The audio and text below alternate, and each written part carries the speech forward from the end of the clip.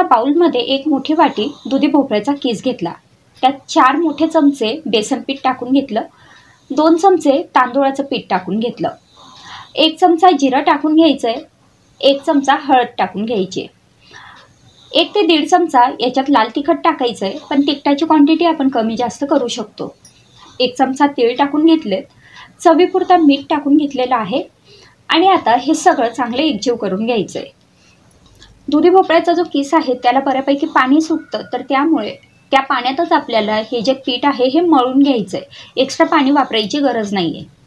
हे पहा, तुम्ही बघू शकताय हे पीठ इथे मळून झालेलं आहे। आता हाताला थोडंसं तेल लावायचं, त्यानंतर ह्या पिठाचे छोटे छोटे असे गोळे तयार करून घ्यायचे। तेल लावलेल्या चाळणीमध्ये हे गोळे ठेवून घ्यायचे।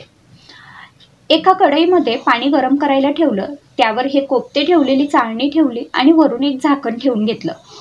आता 10 ते 15 मिनिटं हाय फ्लेमवरती हे जे कोफ्ते आहेत हे छान वाफवून घेतले। 15 मिनिटांनंतर आपले कोफ्ते इथे छान तयार झालेले आहेत।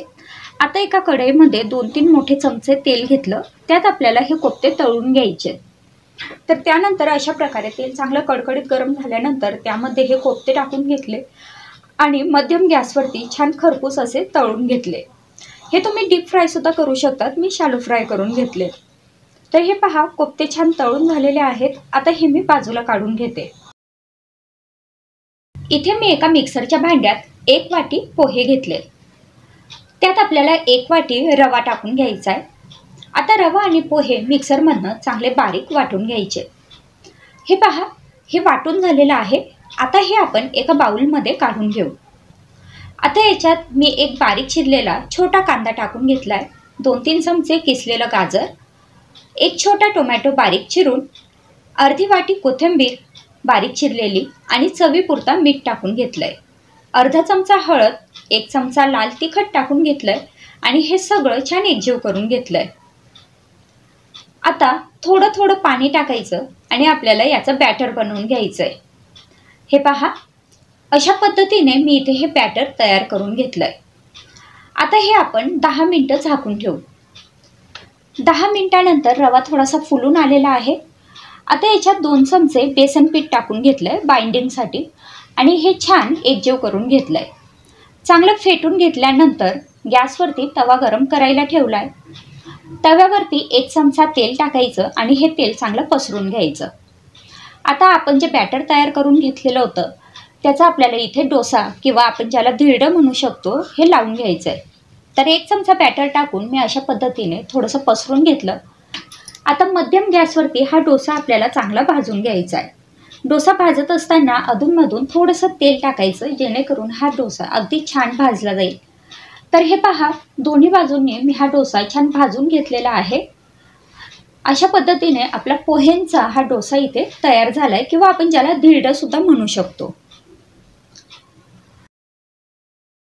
हे रोटी पॅटीस बनवण्यासाठी एका बाउलमध्ये 1 वाटी बेसन पीठ घेतलं।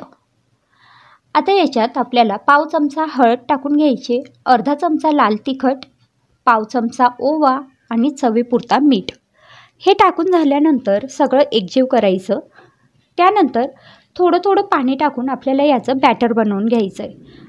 आपलं भजींचं पीठ असतं त्यापेक्षा थोडंसं पातळ असं याचं बॅटर बनवून घ्यायचं आहे। हे पहा, तुम्ही बघू शकता असं रनिंग कन्सिस्टन्सीचं हे बॅटर बनवून घेतलं आहे। त्यानंतर एका बाउलमध्ये 3 उकडलेले बटाटे घेतले। हे बटाटे आपल्याला चमच्याच्या साहाय्याने मॅश करून घ्यायचे।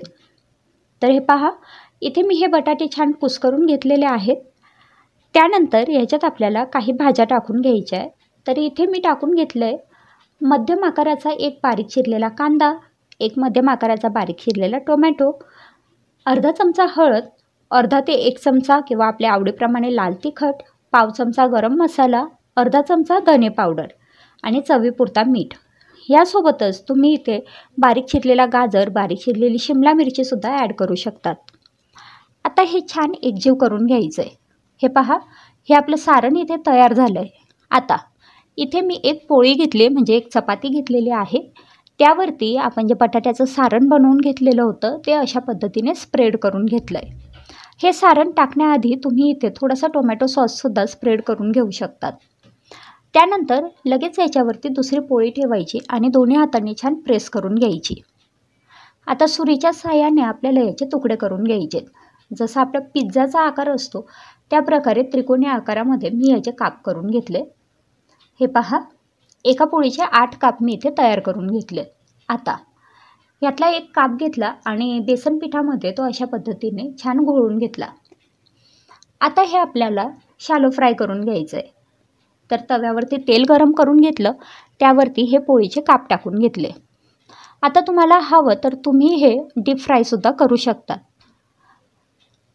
मध्यम गॅसवरती मी हे आता छान फ्राय करून घेते। हे पहा, छान खमंग खरपूस असे मी दोन्ही बाजूंनी हे फ्राय करून घेतलेले आहेत आणि अशा प्रकारे आपले हे पोळीचे झटपट होणारे पॅटीस तयार झालेत। एका बाउलमध्ये मी 1 वाटी पोहे घेतलेत। हे पोहे स्वच्छ धुवून भिजवून घेतलेले होते। आता हे पोहे चांगले कुस्करून घ्यायचे। पोहे कुस्करून झाले की त्यात आपल्याला 2 मध्यम आकाराचे बटाटे किसून टाकायचे। हे बटाटे मी आधी उकडून घेतलेले होते, त्याचं साल काढून घेतलं होतं। अर्धी वाटी मी इथे गाजराचा किस टाकून घेतलाय। पाव वाटी बारीक चिरलेला कांदा टाकून घेतला। 2-3 लसणाच्या पाकळ्या अगदी बारीक चिरून इथे टाकून घेतल्या। अर्धा चमचा जिरं टाकून घ्यायचंय, त्यासोबतच 1 चमचा तीळ टाकून घेतले, अर्धा चमचा हळद, अर्धा चमचा लाल तिखट, त्यासोबत आपल्याला इथे टाकून घ्यायचंय पाव चमचा किंवा आपल्या आवडीप्रमाणे गरम मसाला, पाव चमचा आमचूर पावडर, चवीप्रमाणे मीठ टाकून घ्यायचंय आणि अर्धा चमचा इथे धने पावडर मी टाकून घेतलेले आहे। आता हे सगळं छान एकजीव करून घ्यायचंय।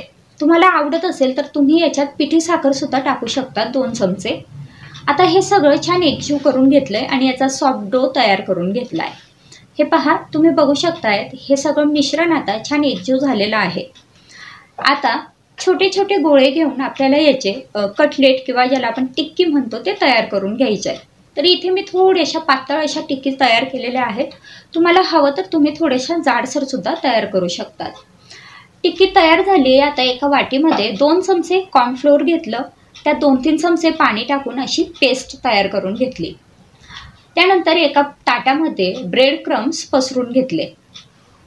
आता आपण जे कटलेट तयार करून घेतले होते ते या कॉर्नफ्लोअरच्या पाण्यात बुडवायचे।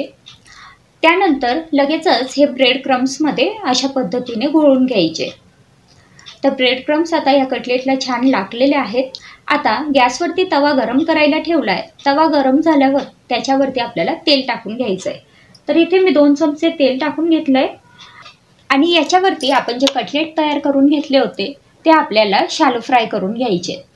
तुम्हाला हवं असेल तर तुम्ही हे डीप फ्राय सुद्धा करू शकता, पण आपण इथे पोहे वापरलेत आणि पोहे वापरल्यामुळे हे जे कटलेट आहे हे थोडे तेलकट होऊ शकतात, त्यामुळे आपण हे शक्यतो शॅलो फ्राय करून घ्यायचे। तर मग अशा प्रकारे इथे आपले पोह्यांचे कटलेट तयार झाले। एका कढईमध्ये 2 छोटे चमचे तेल घेतलं, त्यात अर्धा चमचा मोहरी टाकून घेतली आणि अर्धा चमचा जिरं टाकून घेतलं। आता जिरं मोहरी चांगले तडतडले की याच्यात बारीक चिरलेला कढीपत्ता टाकून घेतला आणि त्यानंतर एक छोटा कांदा बारीक चिरून ह्याच्यात टाकून घेतला। आता कांदा सोनेरी रंगावर परतून घ्यायचा आहे। त्यानंतर त्याच्यात 1 चमचा आलं लसणाची पेस्ट, 1 चमचा लाल तिखट टाकून घेतलं, अर्धा चमचा हळद टाकून घेतली। तिखटाची क्वांटिटी तुम्ही तुमच्या आवडीप्रमाणे कमी जास्त करू शकता। पाव चमचा गरम मसाला टाकायचा आणि थोडासा बारीक चिरलेला टोमॅटो आणि बारीक चिरलेली कोथिंबीर टाकायची। हे सगळं परतून झालं की त्यात उकडून घेतलेले बटाटे टाकायचे आणि हे बटाटे ह्या पद्धतीने चांगले कुस्करून घ्यायचे। तर हे पहा, बटाटे इथे टाकून झालेले आहेत। चवीपुरता मीठ टाकायचं आहे आणि 2-3 मिनिटं ही भाजी चांगली परतून घ्यायची आहे। आता आपण बॅटर बनवून घेऊ। इथे एका भांड्यात 1 मोठी वाटी बेसन पीठ घेतलं, त्यात पाव चमचा हळद टाकून घेतली, चवीपुरता मीठ टाकून घेतलेलं आहे आणि आता थोडं थोडं पाणी टाकून हे आपल्याला छान एकजीव करून घ्यायचं आहे। हे पहा, असं अगदी चांगलं फेटून घ्यायचं। बॅटर फेटून झाल्यानंतर इथे मी काही ब्रेडचे स्लाइसेस घेतले आणि त्याचे जे काठ आहेत ते काढून घेतलेत। हे काठ नाही काढले तरी सुद्धा चालेल आणि त्रिकोणी आकारात हे ब्रेड मी कट करून घेतले। आता आपण जी बटाट्याची भाजी बनवली होती ती ह्या ब्रेडच्या एका भागावर टाकायची आणि त्यावरती ब्रेडचा दुसरा भाग अशा पद्धतीने बंद करून घ्यायचा। आता हे जे सँडविच आहे हे आपल्याला या बेसन पिठामध्ये चांगलं बुडवून घ्यायचं आहे। आपण बटाटा भजी कशी तळतो तशा पद्धतीने आपल्याला हे आता तळून घ्यायचं आहे। गॅसची फ्लेम हाय ठेवायची जेव्हा आपण हे जे पॅटीस आहे किंवा हा जो पकोडा आहे हा तेलात टाकू।